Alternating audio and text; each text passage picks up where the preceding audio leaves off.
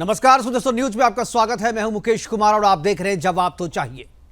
आमतौर पर शांत और लगभग शून्य क्राइम रेट वाले देश जापान में पूर्व प्रधानमंत्री शिंजो आबे की गोली मारकर हत्या कर दी गई। जापान के 100 वर्षों के पॉलिटिकल इतिहास में 7 प्रधानमंत्रियों की हत्या अब तक हो चुकी है। अब तक जिन जिन प्रधानमंत्रियों की हत्या हुई है उन सब में राष्ट्रवाद एक कॉमन फैक्टर रहा है। फिर भी शिंजो आबे की हत्या दूसरे प्रधानमंत्रियों की हत्या से अलग है, क्योंकि शिंजो आबे के अलावा जिन जिन प्रधानमंत्रियों की हत्या हुई है उसमें हत्यारों ने प्रधानमंत्री को राष्ट्रवाद का विरोधी मानते हुए उनकी हत्या की थी।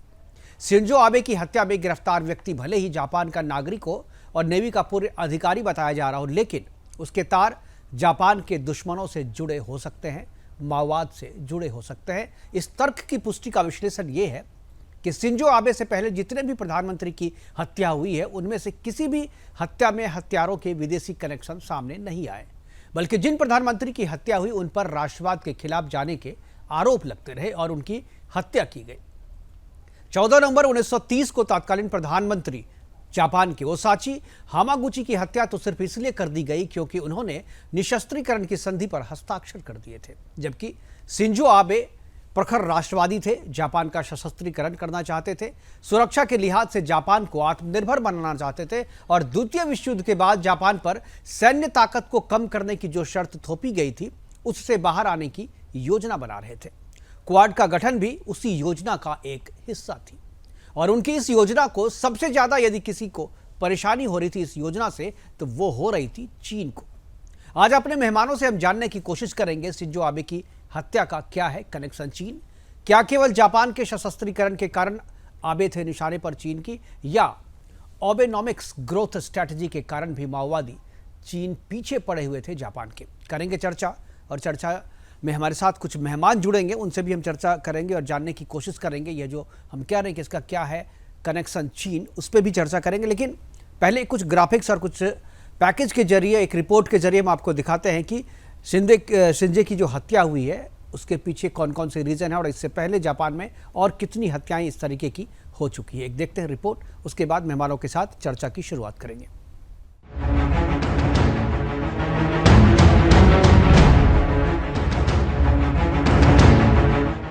भारत और जापान के बीच रिश्तों का एक लंबा इतिहास है जो आध्यात्मिक सोच की समानता, मजबूत सांस्कृतिक और सभ्यता पर आधारित है। दोनों आधुनिक देशों ने पुराने संबंध को नए जमाने के तौर तरीकों में ढालकर एक नई ऊंचाई दी है।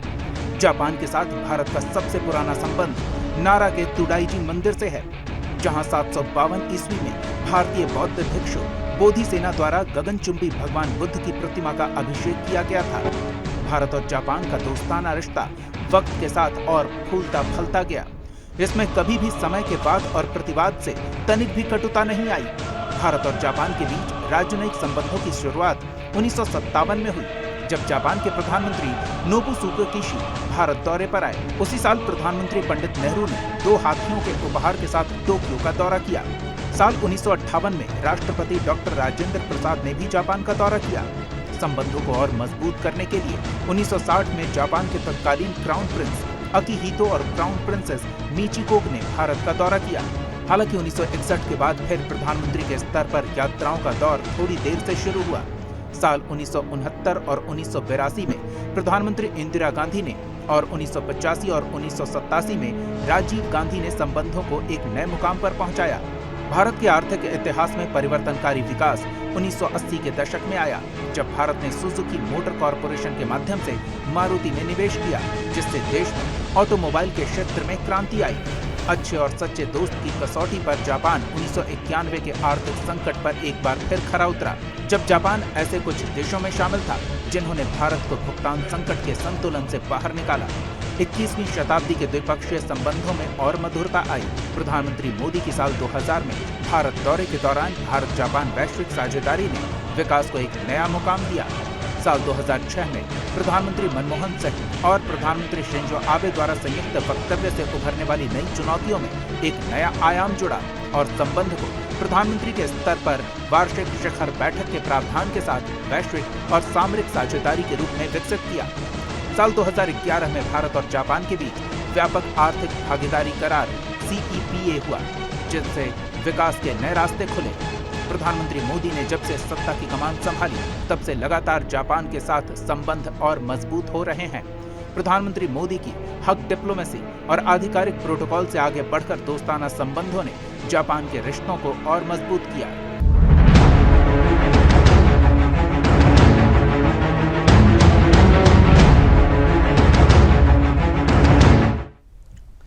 करेंगे चर्चा, और चर्चा के लिए हमारे साथ 3 मेहमान जुड़ गए हैं। हमारे साथ एएस बहल जी हैं, पूर्व राजनयिक हैं। इसके अलावा हमारे साथ पीके सहगल जी हैं, मेजर जनरल हैं। और इसके अलावा हमारे साथ अर्थशास्त्री आकाश जिंदल जी हैं। तीनों मेहमानों का स्वागत है।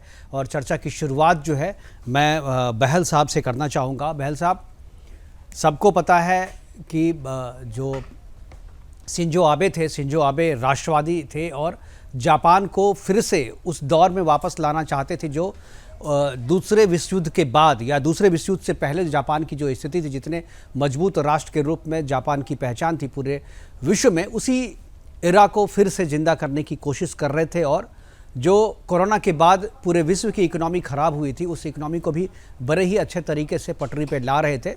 लेकिन उनकी हत्या हो गई, और हत्या के पीछे जो वजह बताई जा रही है, हालांकि अभी तक जांच की रिपोर्ट या जांच अभी नहीं बैठी है उस तरीके से कि जो ये बताए कि एक्चुअली इस साजिश के पीछे कौन था, और मारने वाला जो अभी दिख रहा है वही है या उसके पीछे में जो लोग हैं वो थे।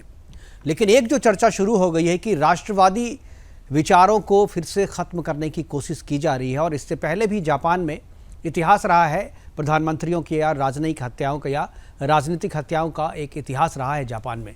लेकिन इससे पहले जो मारे जाते रहे हैं प्रधानमंत्री, वो उन पे आरोप राष्ट्रवाद के विरोधी होने का लगता रहा है। लेकिन आबे की जो हत्या हुई है इसमें इस कारण से बताई जा रही है क्योंकि वो राष्ट्रवादी थे और राष्ट्रवादी विचारधारा को आगे बढ़ा रहे थे, जापान को फिर से अपने पैरों पे खड़ा कर रहे थे और ख़ास तौर पे जापान की सैन्य क्षमता को बढ़ा रहे थे और सैन्य शक्ति को बढ़ा रहे थे। क्या आपको लगता है कि ये एक प्रमुख वजह है कि राष्ट्रवाद के कारण जो है उनकी हत्या हुई है, और इसके कारण अगर जापान फिर से अपने पैरों पे खड़ा होता है सैन्य शक्ति के रूप में, तो इससे सबसे ज़्यादा खतरा जो है वो चीन को हो रहा था, और इसलिए इसमें कनेक्शन चीन बताया जा रहा है। मैं चाहूँगा जो आपकी राय इसमें क्या है वो आप अपनी राय बताएं। मुकेश जी, बहुत ही डीप क्वेश्चन आपने पूछा है और बहुत ही अच्छा प्रश्न है, क्योंकि ये 41 साल के आदमी जो कि पहले सेल्फ डिफेंस फोर्स में रहा था नेवी के अंदर, अपनी बंदूक अपने आप बनाए, पीछे से आके सोची समझी चाल के अंतर्गत गोली मारे, 2 गोलियां चलाए और ये इंश्योर कर दे कि प्राइम मिनिस्टर, जो फॉर्मर प्राइम मिनिस्टर थे, वो उनकी हत्या हो जाती है और उसके बाद भागता भी नहीं है। बिल्कुल, अगर वो भागे तो कोई और है। और इसका ये मतलब बिल्कुल क्लियरली निकल आ रहा है कि ये on the spur of the moment की हत्या नहीं है, ये एक सोची समझी हत्या है। दूसरी चीज है, उसने जो चीजें बनाई हैं, जैसे कि अपने आप ही बंदूक और गोलियां जो प्रोक्योर की हैं, जो जापान के अंदर गन लॉज हैं वो बहुत ही स्ट्रिक्ट है। आप जाएंगे जापान में, आप आसानी से गन नहीं ले सकते हैं। मैं जापान खुद गया हूं, वहां के लोग बहुत शांत हैं, वो जल्दी रोष में नहीं आते और जल्दी जोश में भी नहीं आते, बहुत सोच समझ के काम करते हैं और वो उनकी मेंटालिटी है। और यही मेंटालिटी इस आदमी में देखिए, आप देखिए जब वो मार भी रहा था बहुत कूल काम था वो, और उसके बाद भागा भी नहीं, कूल काम रहा उसकी। और दूसरी चीज एक और बहुत महत्वपूर्ण है, वो ये है कि इस समय की जो इंटरनेशनल सिचुएशन है, जो आप देखिए रशिया और चीन, जो दोनों ही कहीं ना कहीं जिनके मेजर बॉर्डर प्रॉब्लम्स भी हैं जापान के साथ, और जापान के साथ इश्यूज भी हैं, तो ये दोनों कंट्रीज की एक्सरसाइजेस, चाहे वो हवाई एक्सरसाइजेस पैसिफिक में हो, चाहे वो नेवल एक्सरसाइजेस जो ईस्ट चाइना सी में हो, और जो चीन एक प्राथमिकता दिखाना चाहता है, यहाँ पे मैं रशिया को हटाना चाहूंगा क्योंकि रशिया के साथ जॉइंट एक्सरसाइजेस थी, लेकिन जो चीन प्राथमिकता दिखाना चाहता है साउथ चाइना सी में, ईस्ट चाइना सी में और सेंकाकू आइलैंड्स के अंदर, तो कहीं ना कहीं ये एक बहुत सिंपल सा जो मर्डर है, रोष का मर्डर नहीं दिख रहा है। और ये जो इन्वेस्टिगेशन होगी, इस इन्वेस्टिगेशन के बाद ही ट्रू पता चलेगा कि असली कारण कौन था और कौन उकसा रहा था। एक छोटी सी चीज मैं और कहना चाहूंगा, अगर उसको वो रोष में था तो वो ये चीजों को बहुत लोगों को बताया होगा उसने, बिल्कुल, कि मेरे ये प्रॉब्लम्स हैं। खाली वो एक असिस्टेंट प्रोफेसर भी, जहां तक मैंने सुना है, पढ़ाता भी था, तो अगर वो पढ़ाता था तो क्लास के अंदर भी डिस्कस किया होगा। तो ऐसा क्यों नहीं है कि कोई इंटेलिजेंस टिप इसके बारे में आया हो कि ये थ्रेट है जापानीज प्राइम मिनिस्टर के ऊपर, तो ऐसा कोई इंटेलिजेंस टिप भी नहीं था। या तो ये बिल्कुल। इंटेलिजेंस फेलियर है, या ये कोई सोची समझी चाल है जिसके पीछे किसी का उकसाने का हाथ। बिल्कुल बिल्कुल, आप सही कह रहे हैं। सिंघल साहब के पास जाएंगे। सिंघल साहब, ये जो एक जापान ने अभी क्वाड का गठन किया, क्वाड के गठन करने में सबसे जो अहम भूमिका थी वो जापान की थी, और ये माना जा रहा था कि अगर जापान को अपने पैर पे फिर से उसी जो 1945 के पहले जो स्थिति थी, जापान की सैन्य क्षमता जितनी थी उस स्थिति को वापस लाना है, तो जापान को फिर से अपने पैरों पे अपनी सैन्य शक्ति को बढ़ाना होगा। और उसी दिशा में जो काम जो है वो चल रहा था, और शिंजो आबे जो है उसमें एक बहुत ही एक महत्वपूर्ण कड़ी के रूप में काम कर रहे थे। उनकी हत्या के बाद से उनकी योजनाओं पर कितना असर पड़ेगा? क्या जापान जो है आबे के बिना क्या इस योजना को फिर से आगे बढ़ा पाएगी? और क्या जो थ्रेट समझ करके चीन ने या जिस किसी ने भी इनकी हत्या की है, क्या आपको लगता है कि हत्या के बाद से उनकी योजनाएं खत्म हो जाएंगी, या जापान जो है फिर से पीछे चला जाएगा, या जो वर्तमान सरकार है वो इस योजना को आगे बढ़ा पाएगी?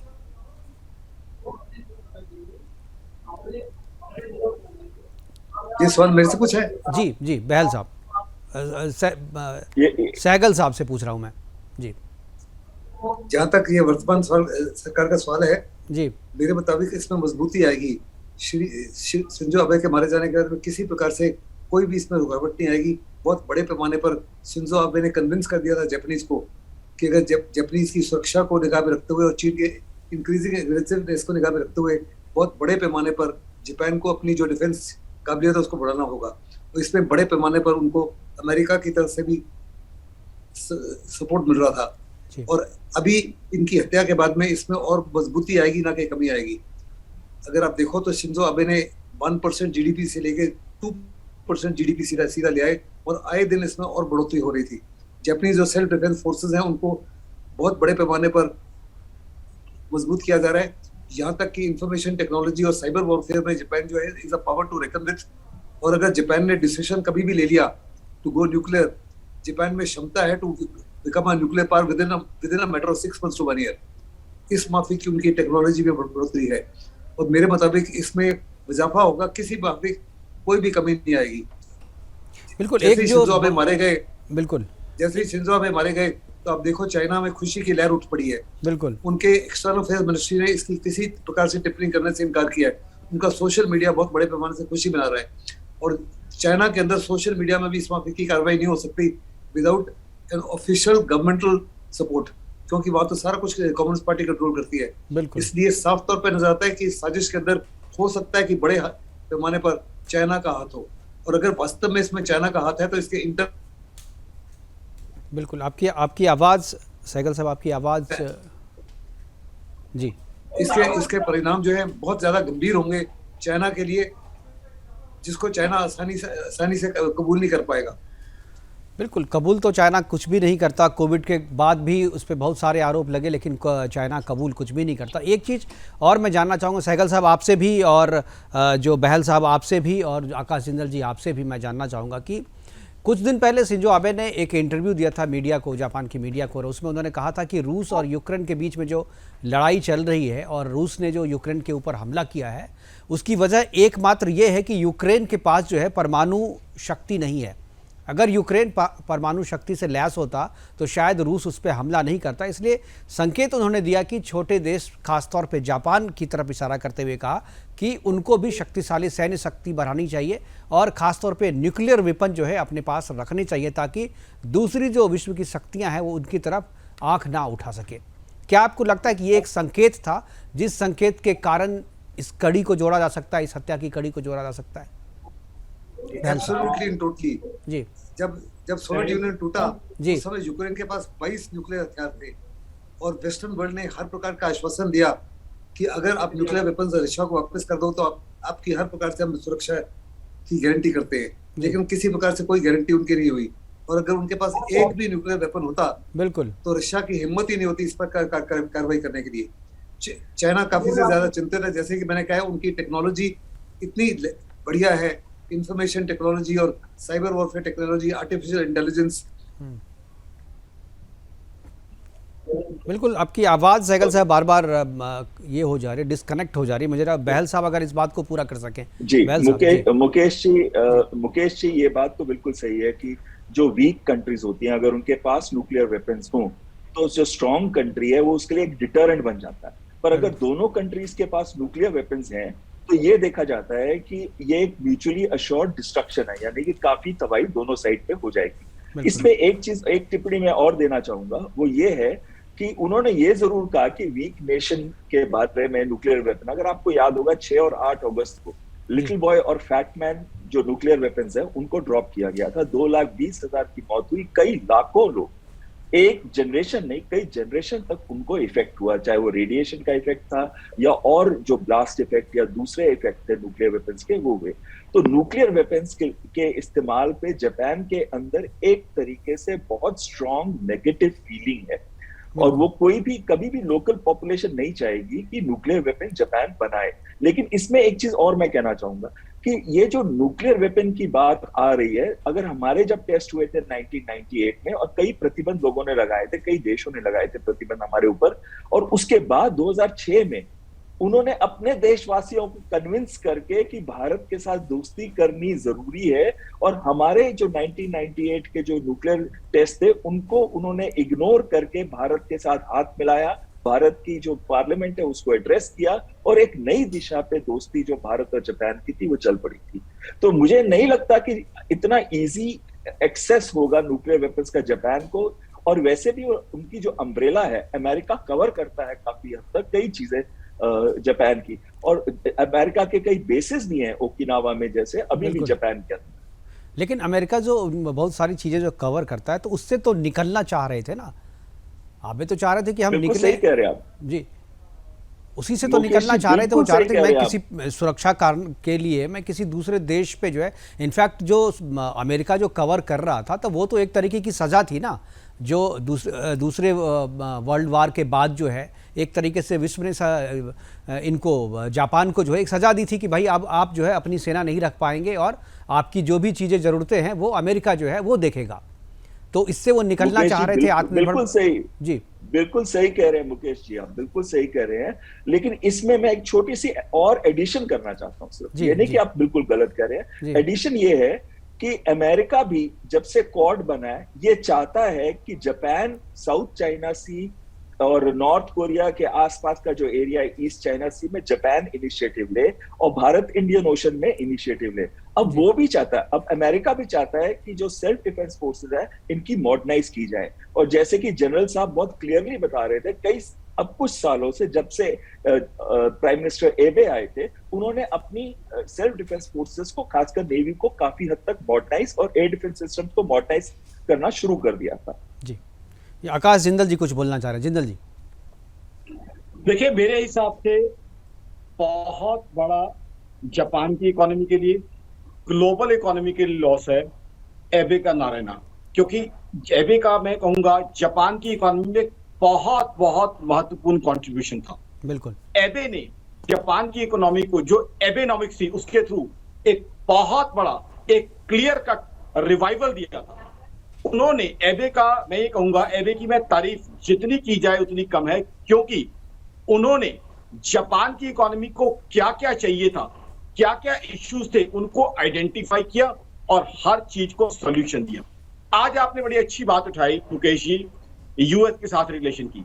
जब डोनाल्ड ट्रंप आए थे तब शुरू में एबे के साथ उनकी दोस्ती या उनका रिलेशन अच्छा नहीं था, बट एबे ने इस तरीके से मैनेज किया कि डोनाल्ड ट्रंप के साथ रिलेशन भी अच्छा किया। और दूसरा सबसे इंपॉर्टेंट चीज, उन्होंने येन को उस तरीके से वैल्यू किया कि जापान के अमेरिका को जो एक्सपोर्ट्स है वो काफी हद तक बढ़ गए। तो जापानीज बिल्कुल, उसके साथ साथ नई चीजों को पहचान, जो नई मार्केट फोर्सेस थी उनको आइडेंटिफाई कर। सबसे पहले तो मॉनेटरी ईजिंग की गई, वहां पे जो सेंट्रल बैंक है उससे पैसा इकोनॉमी में डाला गया, इकोनॉमी के अंदर फिस्कल स्टिमुलस दिया गया, और इकोनॉमी में स्ट्रक्चरल रिफॉर्म किए गए। और सबसे बड़ी कंट्रीब्यूशन जो पूरी दुनिया को मानूंगा वो है क्वाड। क्वाड के अंदर जो उनका महत्वपूर्ण जो योगदान रहा है, उसके कारण चाइना तो कभी उन्हें नहीं भूलेगा, ना ही चाइना को भूलना चाहिए। और मेरे हिसाब से एक विजनरी व्यक्ति थे जिन्होंने इस समय क्वाड का सपना देखा। अभी क्वाड की मीटिंग्स भी हमारे सामने होके हटी हैं, साल पहले 2 साल पहले।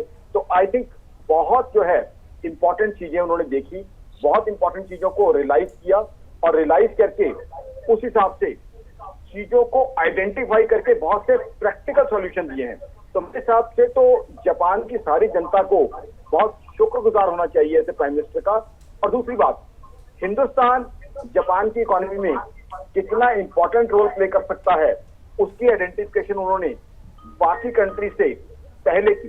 देखिए बाकी कंट्रीज में ये आइडेंटिफिकेशन जो है लेट आई है, बट उन्होंने हिंदुस्तान के साथ स्ट्रेटेजिक बिजनेस पार्टनरशिप की, हिंदुस्तान के साथ अपने रिलेशन बढ़ाए और हिंदुस्तान का इकोनॉमी के अंदर बहुत रोल, बहुत उन्होंने दोस्ती हिंदुस्तान की इकोनॉमी के साथ बढ़ाई। चाहे बिल्कुल बिल्कुल, लेकिन एक चीज़ जो आज जो मैं आकाश जी और सहगल जी और बहल जी, मैं तीनों से एक सवाल और पूछना चाहूँगा या जानना चाहूँगा आपकी राय इसके बारे में, क्योंकि आज जो हम ये चर्चा कर रहे हैं राष्ट्रवाद के एंगल से चर्चा कर रहे हैं, क्योंकि विश्व में जितने भी राष्ट्रवादी नेता थे बड़े स्तर पर, चाहे वो अपने भारत में मोदी जी हों, चाहे डोनाल्ड ट्रंप हो, चाहे जो मैक्रो जो फ्रांस के प्रधानमंत्री हैं, और चाहे बोरिस जॉनसन हो, चाहे शिंजो आबे हो, कहीं ना कहीं सारे राष्ट्रवादी नेताओं को कमज़ोर करने की कोशिश चल रही है। और अभी कुछ दिन 2 दिन पहले ही जो है बोरिस जॉनसन के साथ भी है, उन्हें भी पद से इस्तीफा देना पड़ा। इससे पहले मैक्रो भी चुनाव हार गए, इसके पहले जो है डोनाल्ड ट्रंप भी चुनाव हार गए और अब इनकी हत्या हो गई।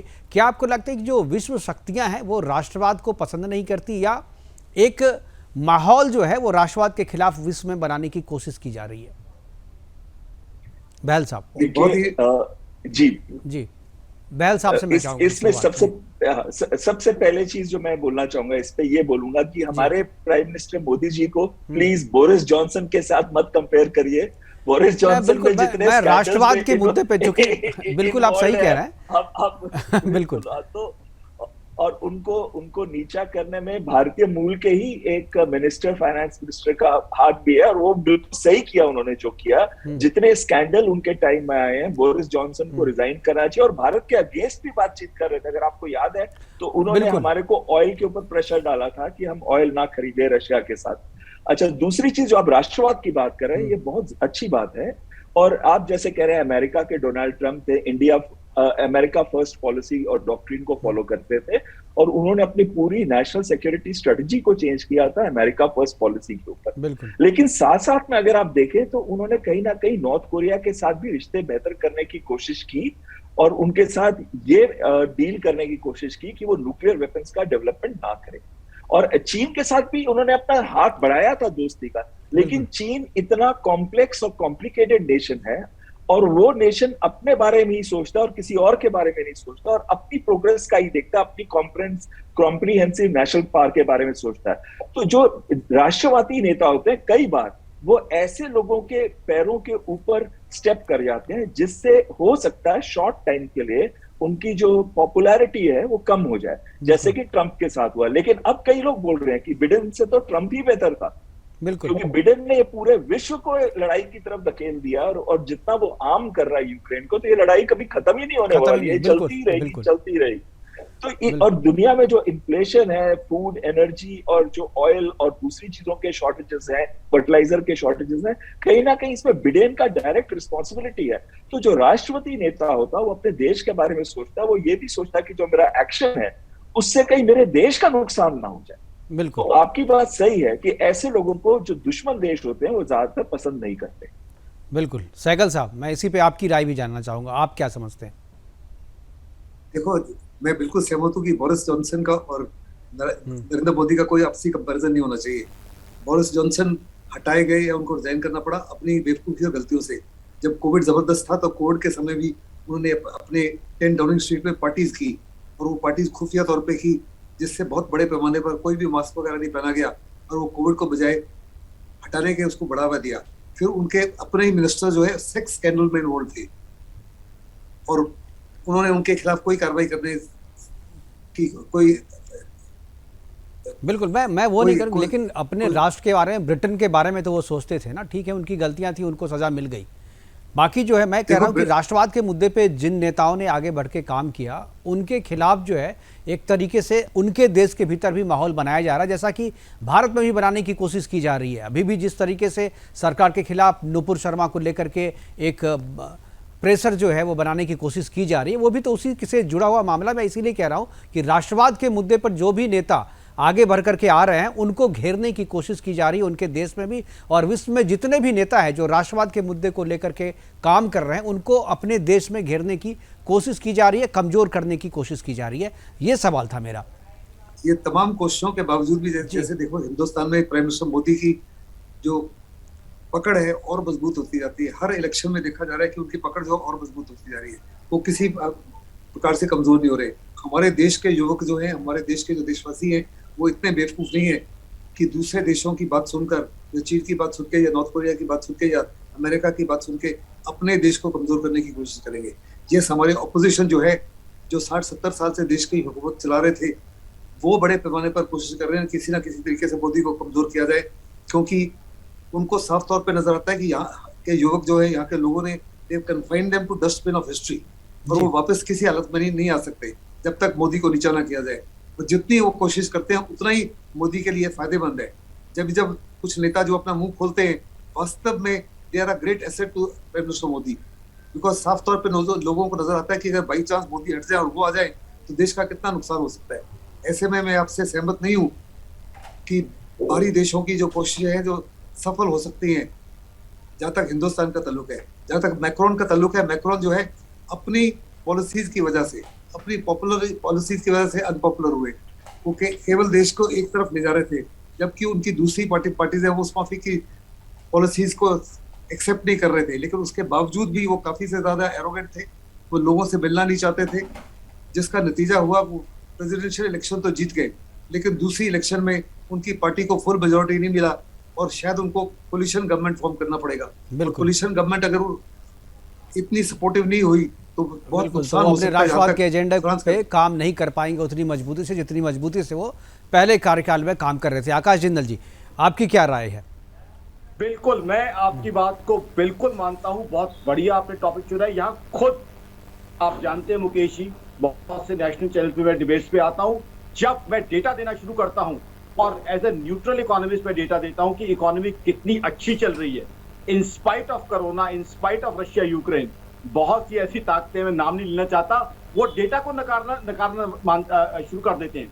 आज एक हमारे पास नेशनलिस्ट प्राइम मिनिस्टर है जिसके कन कन में हिंदुस्तान बसता है, जिसने 2.5 साल में कोरोना और उसके बाद रशिया यूक्रेन क्राइसिस को इतनी स्ट्रेंथ के साथ फेस किया है कि आज भी हिंदुस्तान की इकोनॉमी बाकी दुनिया की इकोनॉमी से 2.5 से 3 गुना तेजी से बढ़ रही है। तो जिस आदमी की तारीफ हर हिंदुस्तानी को करनी चाहिए, ऐसे लोग आ जाते हैं मेरे साथ, कई टीवी चैनल डिबेट्स पे आ जाते हैं, उसकी ग्रोथ के ऊपर सवाल खड़ा कुछ करता है। देखिए, जो विपक्ष के लोग हैं वो तो करेंगे, उनका काम है, वो उनका एजेंडा है, वो तो अपना काम करेंगे। बात नहीं कर रहा मैं उन लोगों की बात कर रहा हूँ मुकेश जी जो अपने आप को न्यूट्रल कहते हैं। वहां दिक्कत वहां विपक्ष, आपने बिल्कुल सही कहा, विपक्ष की ड्यूटी है, काम है उनका शायद जो है सारा दारोमदार उसी पे है। बट जो अपने आप को न्यूट्रल इंटेलेक्चुअल्स कहते हैं, राष्ट्रवादी ताकतों के कहीं ना कहीं वो अगेंस्ट आना चाहते हैं, जबकि जरूरत यह है कि एक राष्ट्रवादी व्यक्ति इस देश का प्रधानमंत्री है, राष्ट्र को बहुत अच्छे तरीके से चला रहा है, उसकी सराहना करनी चाहिए। मैं मुकेश जी, आप बहुत अच्छे सवाल पूछते हैं, आज मैं आपसे सवाल पूछना चाहता हूँ, क्या देश के नागरिक की ड्यूटी नहीं है अगर एक प्रधानमंत्री 24/7 365 दिन पूरे देश की तरक्की में लगाए, बहुत इंटेलिजेंट प्राइम मिनिस्टर हो, विजनरी प्राइम मिनिस्टर हो, बहुत अच्छा काम कर रहा हो, क्या देश के नागरिकों की ड्यूटी नहीं बनती उसको सपोर्ट करना? आपको मैं हिंदुस्तान के सबसे बढ़िया एंकर्स में से एक मानता हूं, मैं क्या पूरा हिंदुस्तान मानता है, लेकिन आज मैं आपसे सवाल पूछना चाहता हूं, क्या देश के नागरिकों की ड्यूटी नहीं है कि ऐसे व्यक्ति को सपोर्ट किया जाए जो 24/7 365 दिन पूरे विजन के साथ, पूरे इंटेलिजेंस के साथ देश को चला रहा है? और 2.5 तो आपका सवाल ही ऐसा है कि इसमें ना कोई कह नहीं सकता, तो इसमें सबको हाँ ही कहना पड़ेगा। आपने सवाल ही इस तरीके से फ्रेम किया है और इससे कोई असहमति किसी की भी नहीं होगी। लेकिन सवाल मेरी सहमति या असहमति का नहीं है, जनता जो सोचती है, मैं अकेला नहीं हूँ जो वोट देता हूँ, बाकी लोगों को भी। लेकिन अब एक सवाल है यहाँ पे, आकाश जी और मेरे जो दूसरे जो पैनलिस्ट, मैं उनसे पूछूंगा कि इनकी हत्या के बाद, शिंजो आबे की हत्या के बाद बाकी जो चीज़ें हैं वो तो चलती रहेंगी। कि जापान को कितना बड़ा लॉस है इकोनॉमी के फ्रंट पे, मैं अब जिंदल जी आपसे जानना चाहूँगा कि इकोनॉमी के फ्रंट पे जो है जापान को कितना बड़ा लॉस है, क्योंकि ये बहुत बड़ी योजना, नई योजनाओं पर काम कर रहे थे, नई आर्थिक योजनाओं पर काम कर रहे थे। तो इनकी पॉलिसी जो है सरकार में, तो अभी चूंकि ये सरकार में थे नहीं, इनकी पार्टी ज़रूर वहाँ पर सत्ता में है, तो क्या लगता है कि जापान को एक सेटबैक होगा या जापान को फिर से जो है तैयार होने के लिए और इनकी नीतियों को आगे बढ़ाने के लिए फिर से मेहनत करनी पड़ेगी, या जो वर्तमान सरकार है चूंकि इन्हीं की पार्टी की सरकार है तो कोई खास मुश्किलें नहीं आएंगी और इनकी पॉलिसी को लोग आगे बढ़ाते रहेंगे? नहीं, मेरे हिसाब से तो बहुत दिक्कतें आएंगी, बहुत प्रॉब्लम्स आएंगी, क्योंकि इनकी जो इकोनॉमिक्स थी उनको मैं ग्लोबल चैनल पे भी शो करता हूं, एबेनॉमिक्स के रूप में जानते थे, यानी एक इंडिविजुअल व्यक्ति की स्ट्रेटजी थी। इन्होंने क्या किया था, देखिए जापान में आपको वापस लेके चलूंगा 80s में जापान की इकोनॉमी प्रोग्रेस कर रही थी, ग्रो कर रही थी, बट फिर एक समय आया जब येन की वैल्यू बढ़ाने पे जापान को मजबूर किया गया, जापान के एक्सपोर्ट्स कमजोर हुए, जापान उतना स्ट्रांग नहीं हो पाया। इन्होंने क्या किया, 2012 से विश्व की जो इकोनॉमी है उसको पहचाना, उस हिसाब से डिसीजन लिए। सबसे पहले तो इन्होंने जो है मॉनेटरी ईजिंग की, जापान के अंदर जो पैसे की ईजिंग की, उसके बाद फिस्कल स्टिमुलस किया, साथ ही साथ इन्होंने स्ट्रक्चरल रिफॉर्म किए। और इकोनॉमी पे हमेशा इंडिविजुअल की जो है वो इम्प्रिंट होती है, पार्टी का कुछ हद तक इंपैक्ट रहता है, बट मेरा ये मानना है कि एबेनॉमिक्स इनकी एक इंडिविजुअल अप्रोच थी जिसके रिजल्ट जापान से आते हुए हमने देखे। फिर इनका आप रिलेशनशिप देखिए, डोनाल्ड ट्रंप हो या मोदी हो, और क्वाड को भी मैं तो एक ऐसे व्हीकल के रूप में मानता हूं जो इकोनॉमी को बहुत अच्छी ग्रोथ दे सकता था, क्योंकि चाइना की एक्सपेंशनिज्म पे वो क्वेश्चन मार्क था।